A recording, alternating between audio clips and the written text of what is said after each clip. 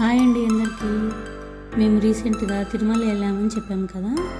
అక్కడ తిరుమలలో మేము జపాలి పుణ్యక్షేత్రానికి కూడా వెళ్ళామండి. పవిత్ర తిరుమల క్షేత్రంలో ఆంజనేయ వైభవాన్ని నాతో పాటు మీకు కూడా చూపిస్తాను, చూడండి. తిరుమల కొండల నుదుట సింధూరమై భాసిల్లుతున్న జాపాలి పుణ్యక్షేత్ర మహిమను మీరే చూడండి.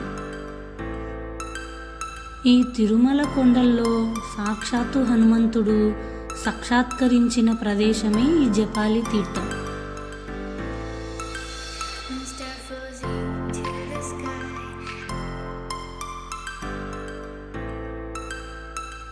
ఈ ప్రదేశంలో రాముడు సీత అరణ్యవాసంలో ఉన్నప్పుడు సీతమ్మ ఇక్కడ గుడి ముందు ఉన్న గుండంలో పుణ్యస్నానం చేసేదట. అందుకే ఆ కొలను పేరు సీతాగుండం అని పిలుస్తారట.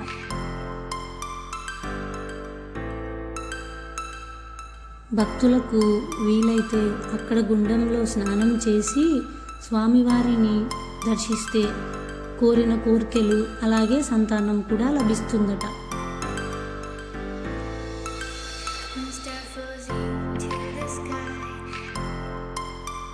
ఇక్కడ దర్శనం ఉదయం 5 గంటల నుంచి సాయంత్రం 7 గంటల వరకు మనం స్వామివారిని ఎప్పుడైనా దర్శించుకోవచ్చు.